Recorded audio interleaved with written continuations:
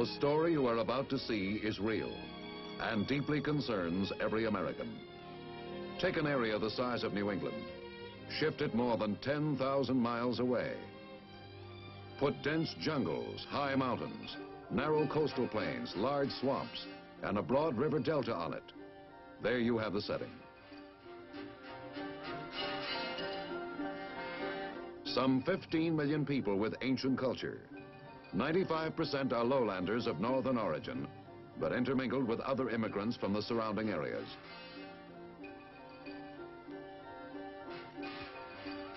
And the balance, highlanders of confused racial mixtures. There you have the cast. And the time is now. But what is America's part in this story? Perhaps we may find the answer in the ringing words of Franklin Delano Roosevelt. There is a mysterious cycle in human events. To some generation, much is given. Of other generations, much is expected. This generation of Americans has a rendezvous with destiny. And we have come to another rendezvous, this time in Vietnam.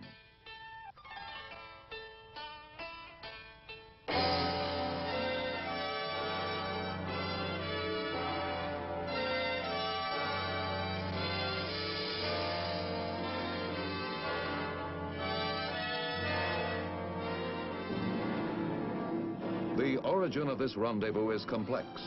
It begins perhaps in 1863, when the first province of what is now Vietnam was annexed by France. Within 20 years, the whole of modern Vietnam had become a French protectorate.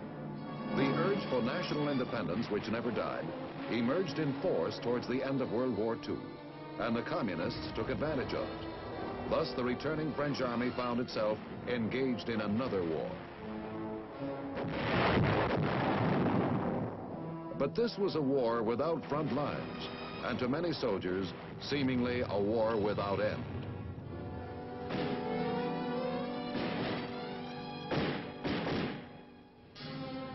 But on May 7th, 1954, with the fall of Dien Bien Phu, the so-called Indochina War did come to an end, a termination which left the new nation divided between a communist North and an anti-communist South.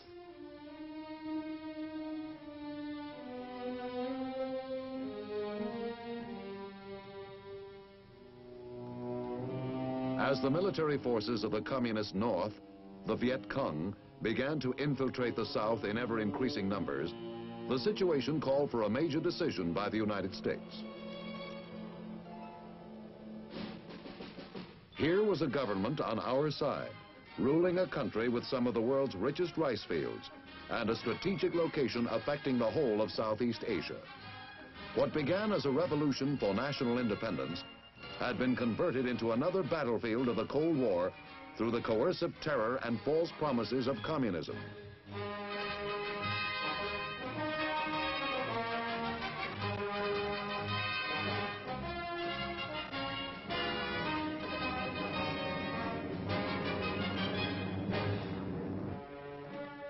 (1961) was the critical year, and our decision was that the anti-communist portion of Vietnam must get our full support.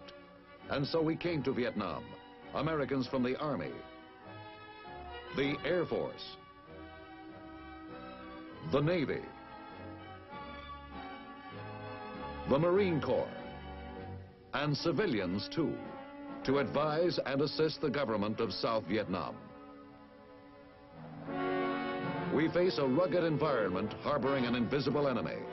Swamps, mountain, and jungle provide the communist with an almost impregnable fortress. The native population, persuaded by false promises or stricken with terror, becomes the enemy's human shield. And too often, the stolen fruits of their hard labor become the enemy's principal line of supply.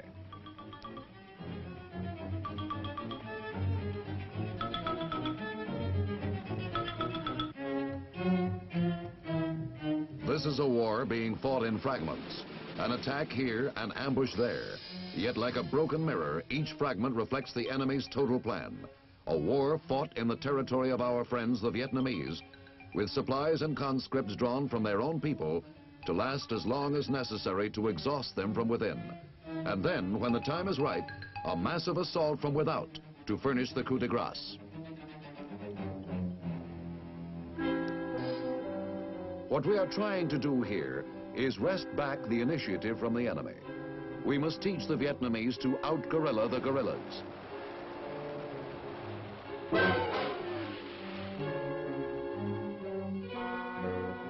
With skills and tactics developed by United States Special Forces experts at Fort Bragg in the United States, Vietnamese Rangers now can match the enemy at his own game.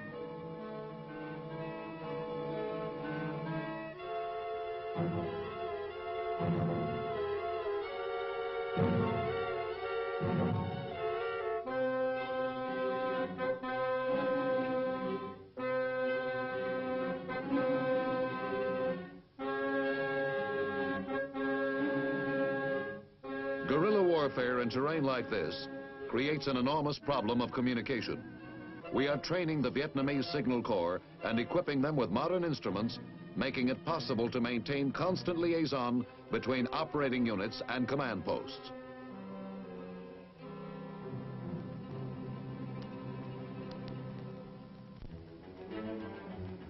There are many here, Americans and Vietnamese, who believe that better communications are the key to the problem.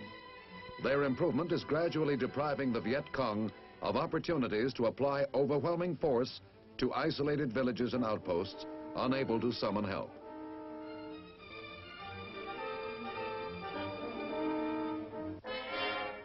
Half a dozen of these small hamlets make up a strategic village, each of which will soon be equipped with its own two-way radio facilities. Improved communications are thus an important part of the plan to make every Vietnamese hamlet and village strategic. And by strategic, they mean capable of resisting armed attack.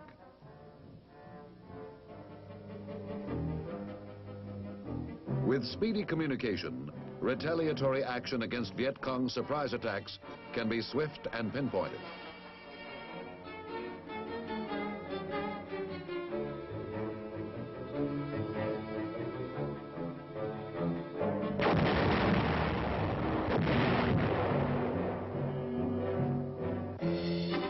Tanks are at present of only limited usefulness in Vietnam, but their presence helps keep roads open and provides protection for convoys.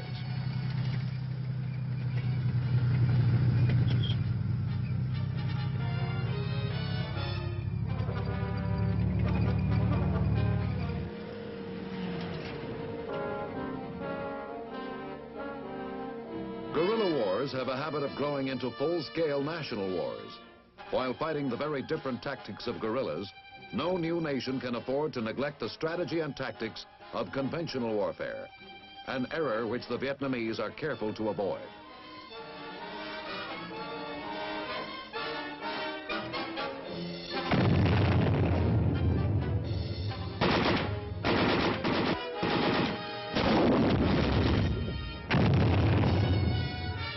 The moment conventional science and tactics are neglected, guerrillas with foreign-based communist sources of supply are quick to convert to full-scale modern warfare. To prevent this, the Vietnamese, with American advice and equipment, maintain a well-trained, well-equipped conventional force while dealing with the immediate problem of the elusive jungle-based guerrilla.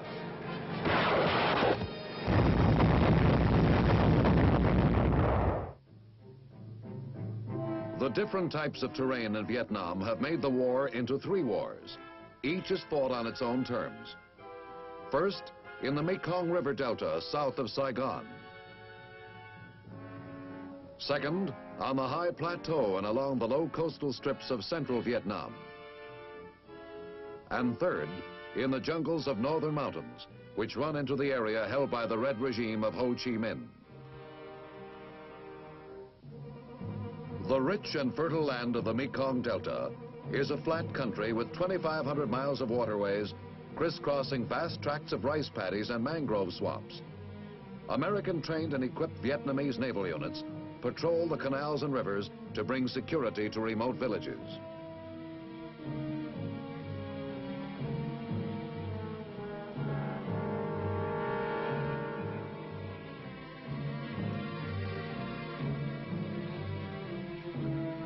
On broader waterways, larger and faster vessels are employed for such duty.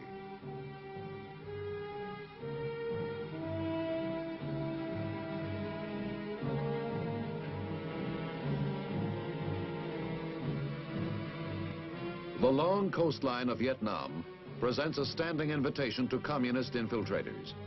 The seas of Southeast Asia are alive with junks, any one of which may be attempting to land communist agents or supplies. An extensive junk fleet of its own is maintained by the government of Vietnam to intercept and inspect all suspicious vessels.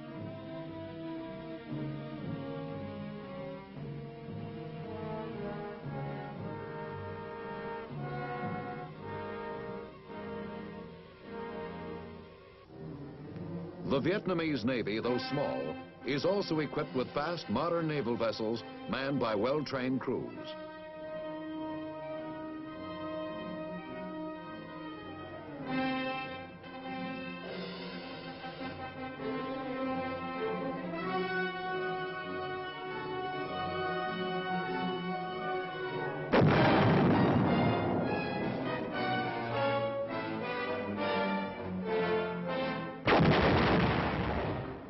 Vietnamese Marines, increasingly well-versed in United States military tactics, coordinate their power and skill with land and air forces in attack and pursuit.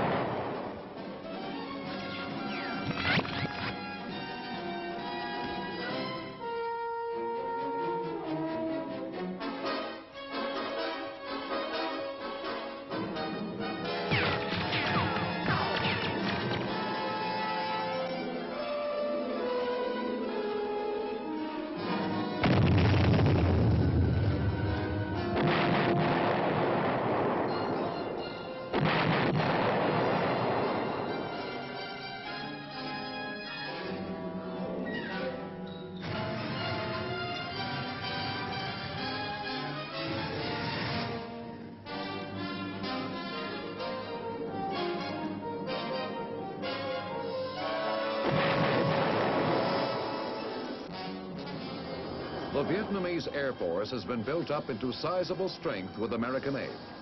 Their fighters support ground actions and control the sky.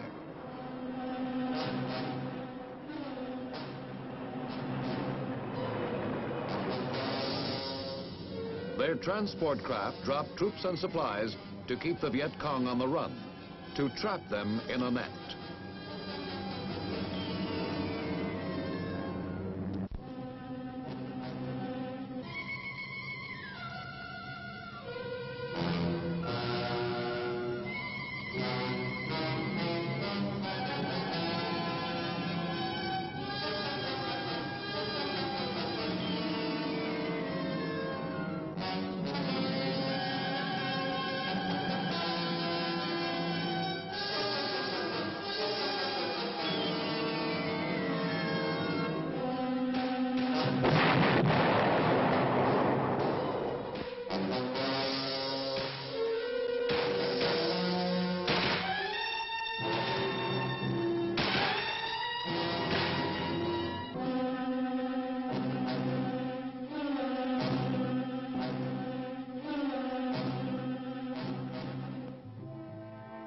A new element of mobility has recently come into being.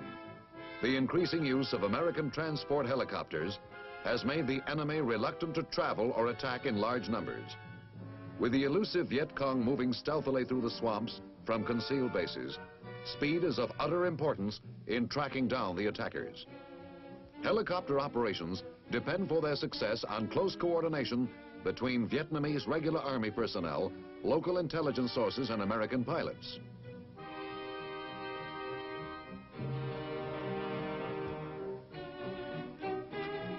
American pilots and helicopters came into use in Vietnam as one part of the response to the hit-and-run tactics employed by guerrillas. The Americans' mission is not a combat mission, but one of transporting officers and fighting men of the Vietnamese army to places of sudden emergency.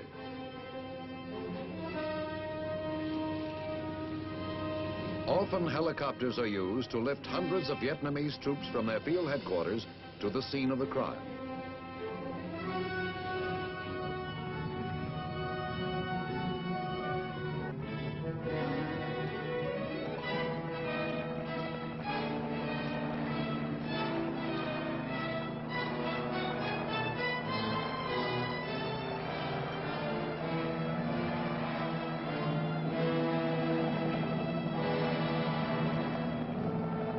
It is often a hazardous form of flying, but if remote villages are to be protected from guerrilla terrorists, it's a job which must be done.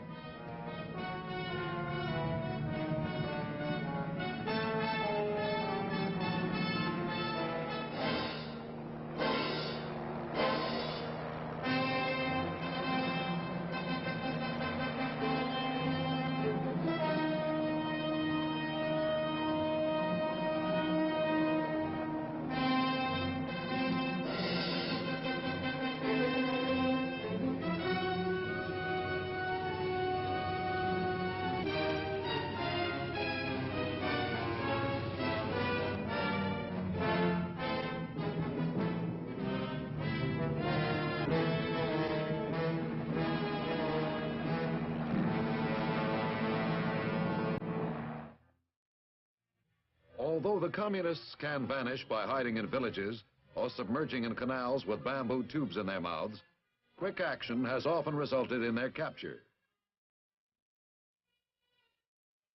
Communist agents and guerrillas are adept at concealing themselves.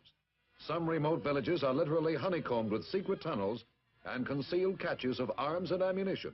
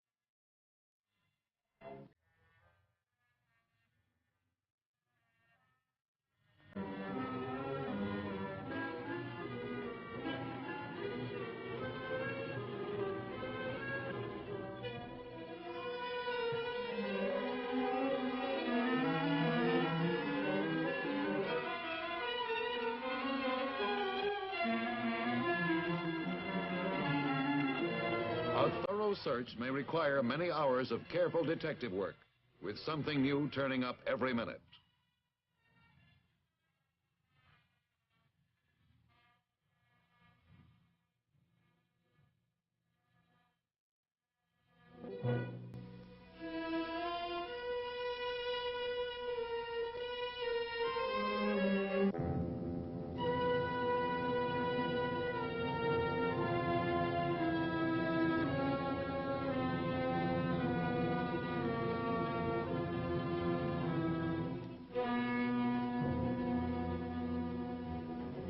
Helicopters also deliver supplies to isolated defenders in their mountain redoubts.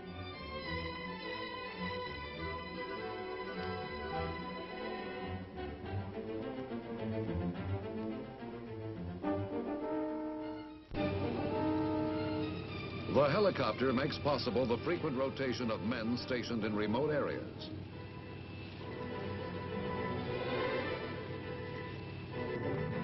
And for men in lonely outposts, baskets of chickens, ducks, and pigs dropped from heaven make all the difference between bare existence and a reasonable life.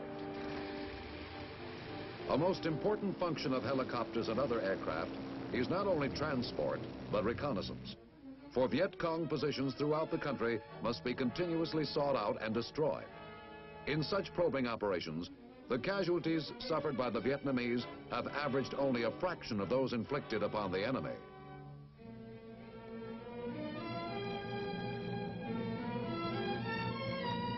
As one American advisor has said, everywhere in Vietnam, the main problem is mobility. As the Vietnamese Civil Guard becomes increasingly well-trained, they are able to free the regular forces for action in the field by taking over many of the static defense jobs.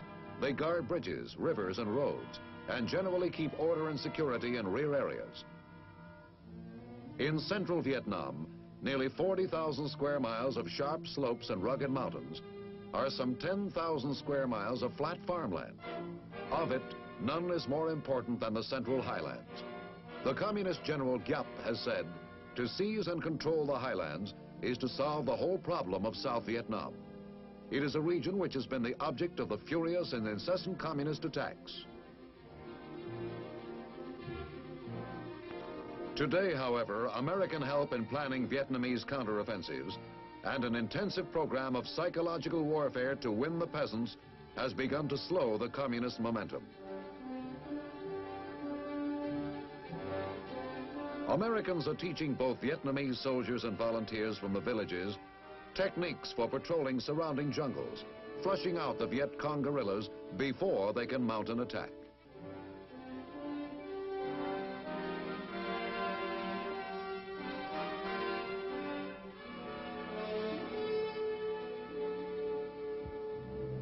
In the jungles of Vietnam, guerrillas do not depend entirely on smuggled or stolen weapons.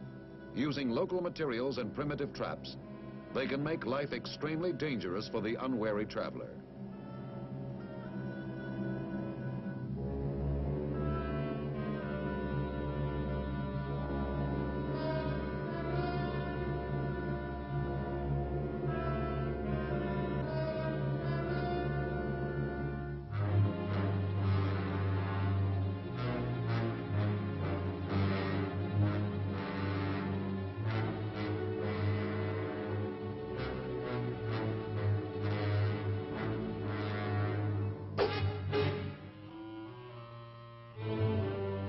The Vietnamese and American advisors have initiated a vast program of relocation, moving isolated tribes into specially constructed and protected strategic villages.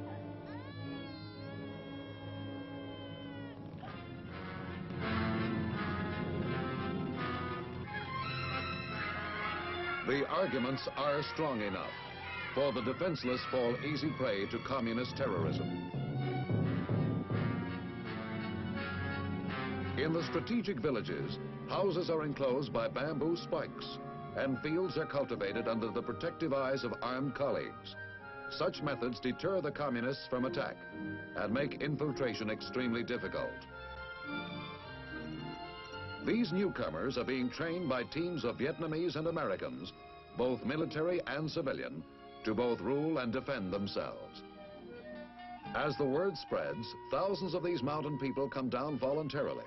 They burn their old houses and bring with them their livestock and personal belongings because they are tired of Viet Cong extortion.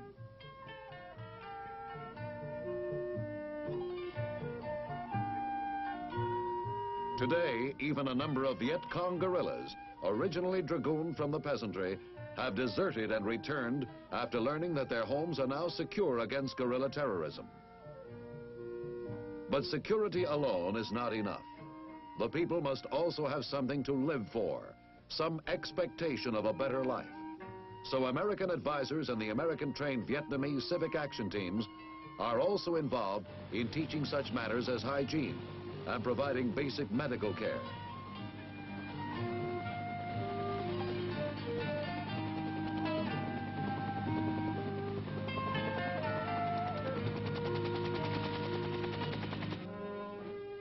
For intelligence work, the eyes and ears of the mountain tribesmen are invaluable. As American Vietnamese teams win them over to active collaboration with the free world, the situation of the communist guerrillas becomes ever more precarious. Our largest effort, however, remains the technical military advice we give to troops in the field and to the faculty and students of Vietnam's excellent military schools and training centers.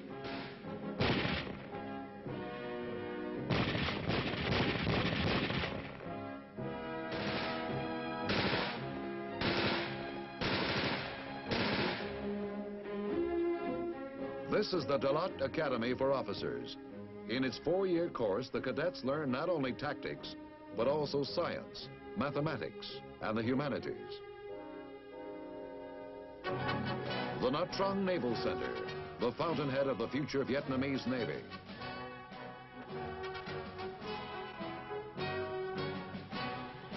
The Nha Trang Air Training Center, for training pilots, navigators, and ground crews.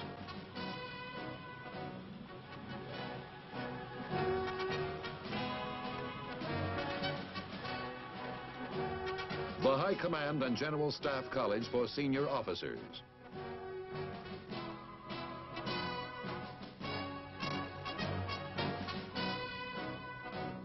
Perhaps the American Military Assistance Program will leave its permanent mark by helping in establishing modern military schools in this country. Through these schools, it would help the government weld a defense force capable of coupling security with welfare, of building a nation as well as defeating the enemy.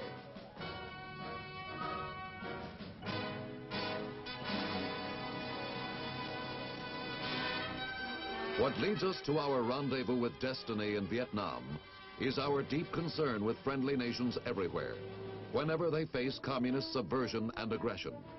As they continue their fight, we also help them to build, so that they will emerge out of their present struggle a strong and independent member of the free world.